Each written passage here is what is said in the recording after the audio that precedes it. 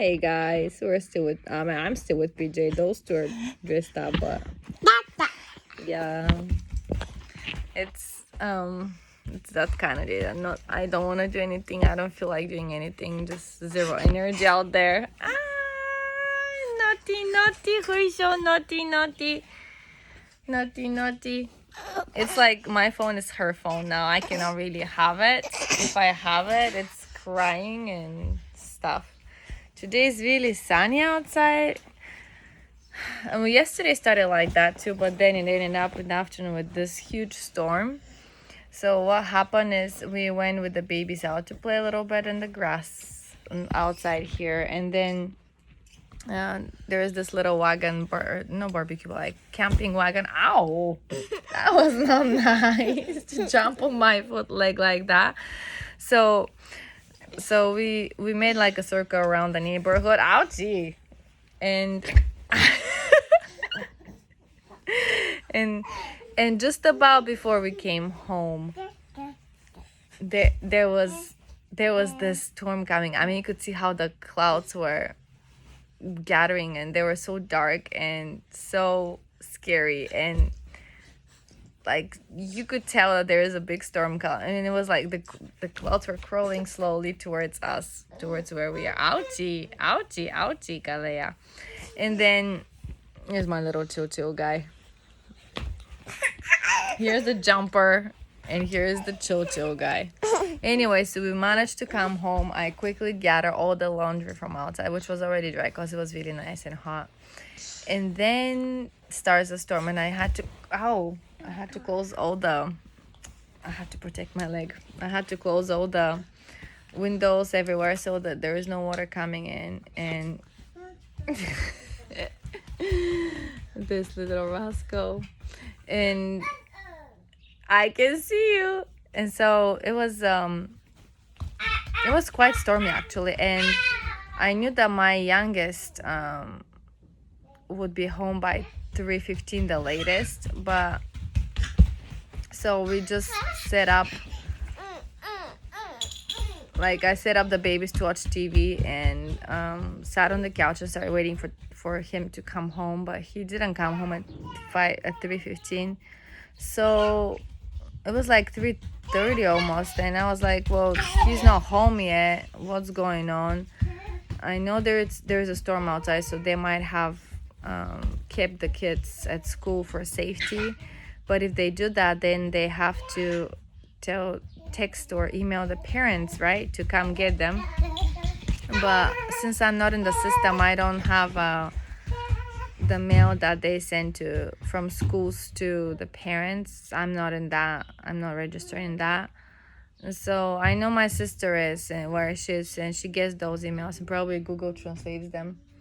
But I don't have it. So I guess, see how it works. The Lord has prepared me well before I was given those twins here, because what I'm saying is I had like almost 5 years of teaching experience in schools, so I know from observation that we know when the weather is really bad, and if it's stormy, if it's thundering outside, it's not really safe for a kid to walk outside with an umbrella, right? Because it's metal, and if it gets struck by lightning, not a good idea.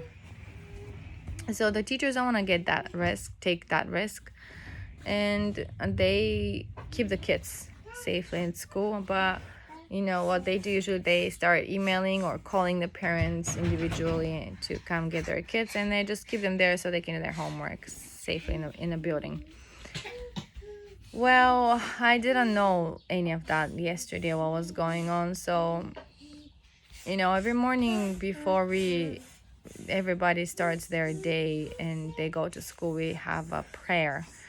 And we always pray that the Spirit of the Lord is with us and guides us and protects us and warns us. And so that's always my prayer, that the kids are at school safe, and those two little rascals, they're safe too. I always pray for that. But yesterday, as we were sitting on the couch together at 3:20 something, I was like, well, he's not coming home yet, so I'm starting to worry. And so there's this little voice inside of me just telling me, just go to the school and pick him up. And so I got up and loaded the kids in the car. I didn't even turn off the TV or the lights in the kitchen because I was kind of like panicked, you guys. I don't know if they let the kids go and if he's somewhere wandering on the streets, or if they keep them safe there and they wait for the parents to come get them. I didn't know. And so, but there is this voice inside of my head telling me, just go and get him. And so in my gut, of course, I knew that I was hoping that he is at school still. And when you have those two little ones, you cannot just leave them at home watching TV. They can open those screen doors. They can do anything. They're rascals. So I loaded them in the car. At that point, it was not that rainy. And then as we drove to school, I noticed that they have the gate for cars open. So you can go inside the premises with your car and park it in the sand area there. Anyways. And so I parked the car. There was only one more car there, but I don't think it was with a parent because, they have sometimes people, personnel, like coming from different schools or like social services, like those kind of, there are all kinds of people that come and visit. But so I parked next to that car, my car, and I left the babies with the engine on inside the car. And it was like picking up raining again. So I went inside and I asked for Tayo, for my boy, and I said the last name, and they're like, oh yeah. So I guess I arrived first to pick up my kids. I don't know if they just sent the email or not, but they told me that all three brothers will come home with me. So, and they canceled everything after school, whatever the other two usually have, and come home like late, almost 5 o'clock. They usually have like PE activities, but in this kind of weather, of course, they will cancel it. So all three of them came one by one from their classrooms. I didn't know. I just went to pick up the youngest one, and I thought the other two will do their whatever after school PE stuff, and then they will come back home, or I would pick them up. I don't know, and just leave the younger one with the twins at home. I didn't know that I will come home with all three of them. So, and of course, before that, I texted husband to tell him that I'm worried about him not being home yet, and no answer. So I just hopped in the car with the babies and we went. And thank goodness the school is close by. You can actually walk to there if it's nice weather. Yeah, that's right. That's right, beautiful. You have something in the diaper that I have to know about? Mwah. Anyway, so long story short, we came home, and then my middle guy tells me that his teacher told them, like right before I came to pick them up, he told them, well, I have good news and I have bad news. The bad news is you cannot really go home, and even though your activities are canceled because of the weather. But the good news is you can do your homework here.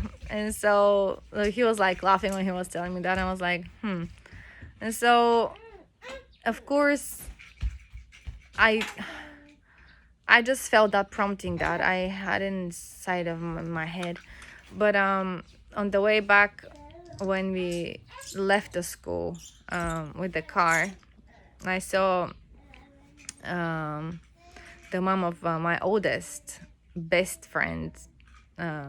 His best friend's mom was coming to pick her kids up too, and she was looking at her phone. She was checking her phone, and she was like, that was really surprising. And I was like, yeah, it's stormy outside. So she said, yeah, but I guess she was reading the email, and I didn't know about emails. And so, we left and she went to pick them up, and she was, I guess, the second mom coming to pick up her her kids. That's gross, Kaliach. Thank you. Bleh, that's bleh, bleh, bleh. Thank you. Oh yeah, she has something in her pants. It's really stinky, and she walks on her toes. So I have to go wash her up. But what I just wanted to make this video so that I can remember in the future about this experience, because you tell a story to somebody, and I know, sweetheart, I know, and it's like your story, it's like you own that story, and it's your experience, your promptings. So it's not really a value to somebody else, but to me yesterday was I'm grateful that I followed the promptings of the Spirit of the Lord, and He told me what to do, even though I'm not adequately informed, and in this foreign place where I don't really freely communicate with other moms, or I'm friends with other moms. I don't really know the other moms. So I'm grateful that the Lord let me know what I should be doing in a situation where I'm nervous and stressed about the weather and the kids not being home. So, I'm grateful for that. And of course, when we came home and started loading out the guys out with their huge backpacks and school bags and whatever, and their father storms out and he's like, "Oh, sorry, I just read your text now." And I'm like, I'm just glad the boys are home. That's all. Like, I was really glad they're home. And it was raining, but then it stopped, and at the end, actually, by the time it was sunsetting, I could see the sun out again. And it was like, wow, this weather is really crazy. Like, the boys came home early because of this weather, and now it's sunny. And so today is really nice outside. But yeah, I just wanted to remember that story. And now I'm gonna go wash a bum because, yeah, she's got a load in there.